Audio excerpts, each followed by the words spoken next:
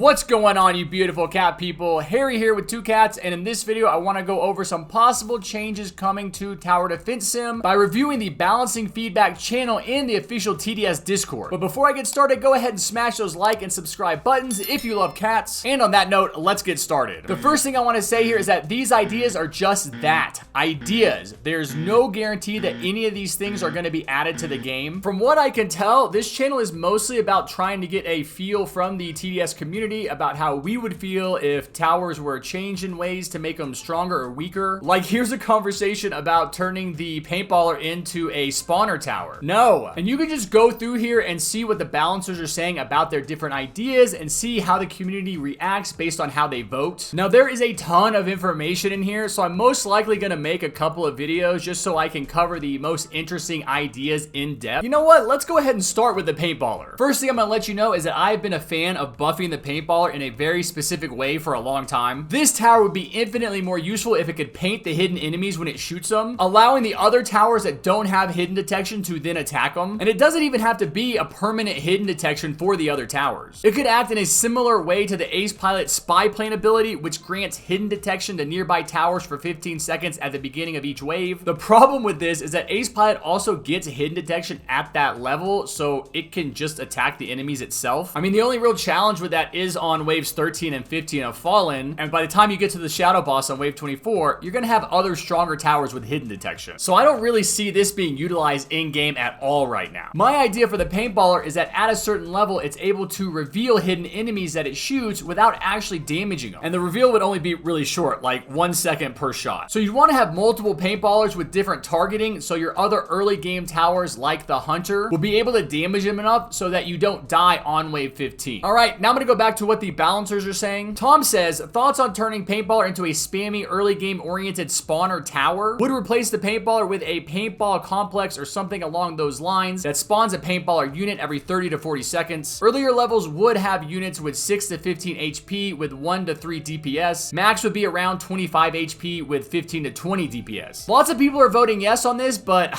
I don't like it. I do not think we need another spawner tower in the game. I don't even like the elf cam. And Limbus Company actually says much the same. And then they go on to actually put forward some interesting ideas for making the Paintballer more useful. These are pretty cool, so pay attention. 1, Paintballer has reload. It'll be able to shoot for a fair while before having to reload and will likely be able to handle itself fairly well early game. 2, Splash. Very small, so it'll only hit very clumped enemies. 3, Slowdown. Pretty self-explanatory. It's a lot lower than other stunning towers though. And 4, my personal favorite, Silence. Upon hitting an enemy at level 3, said enemy won't be able to use any abilities for 5 seconds. At level 4, this time will slightly scale with the wave number. This would be a really unique ability. No other towers can do that. And it would actually make the Paintballer useful into late game.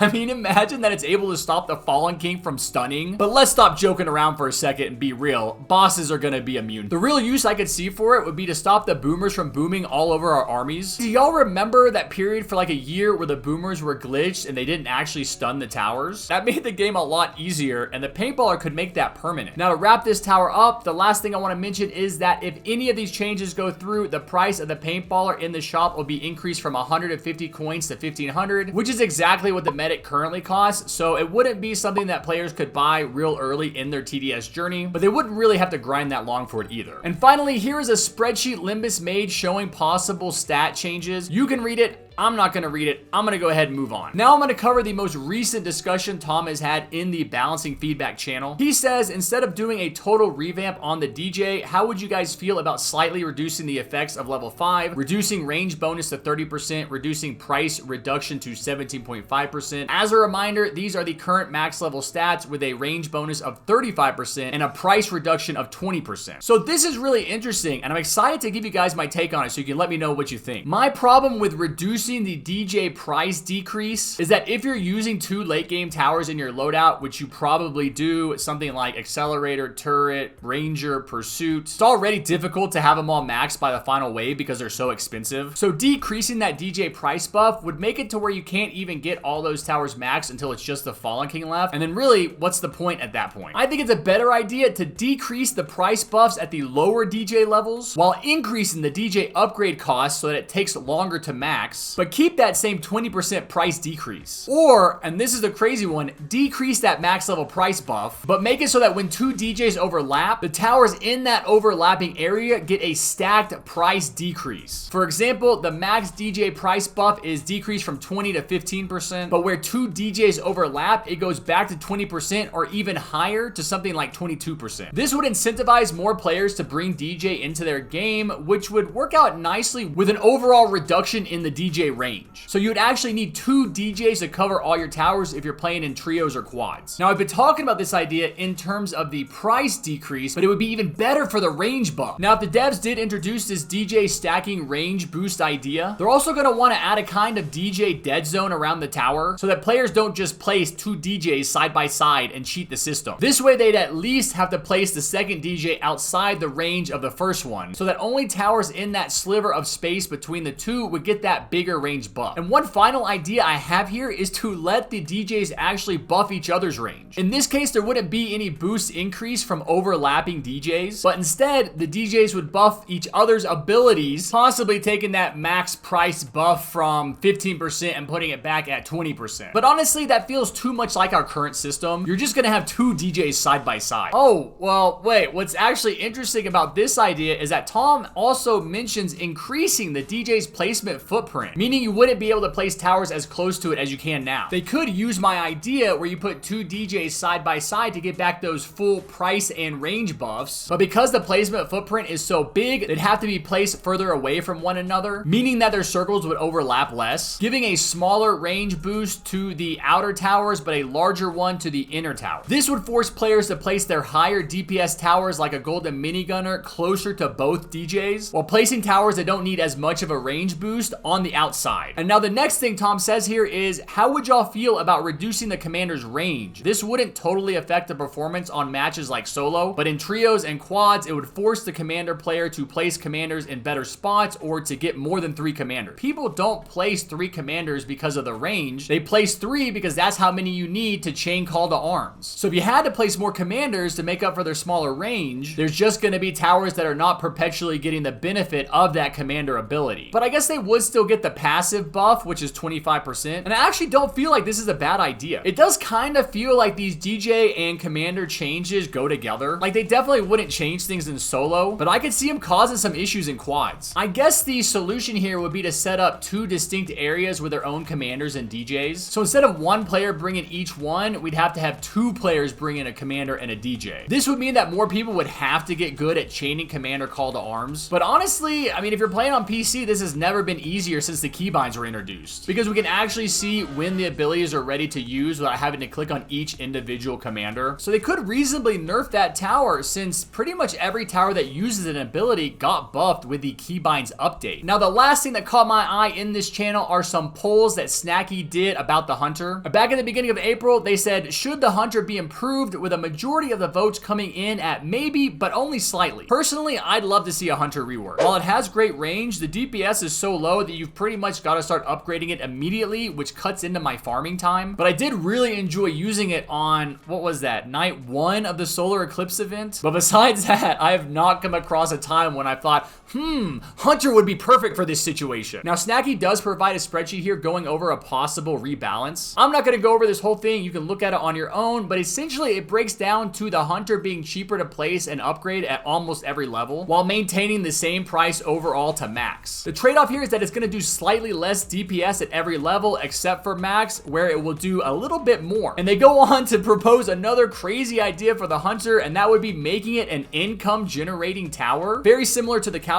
Snacky asks about that here, which most people agree with. Then they ask about how it should generate income, with most people responding that it should be based on how much damage it deals. Okay, that is not the way the Cowboy works. That tower gives a fixed amount of cash after a fixed amount of shots. Then the TDS fans go on to say that the income should be very slight, just enough to offset the Hunter's cost, and should not impact its defending power. I think that's a good idea because we already have the farm, which just straight up gives you the monies. And with the way the Cowboy works, it gives you enough money where you can just replace the farm in your loadout. So there's definitely room in the game for a tower that gives money, but in a slightly different way. Now, the final question Snacky asks is, would we prefer the Hunter rebalance I showed you earlier, or a reworking to incorporate the cash system? So that would be either these stats or the cash. And what most people said here is that they want on a rework that gives the players cash while using this tower. Unfortunately, Snacky does come back later to let us know that the TDS devs are not interested in adding the income generating feature, but might still be on board with a Hunter rework, which is good enough. I mean, I would definitely use a tower more if it got a little bit of a buff. And that brings me to the end of this video. Go ahead and let me know down in the comments which one of these possible changes you would like to see in TDS the most. Now, if you enjoyed this video, go ahead and smash that like button with your forehead, hit the subscribe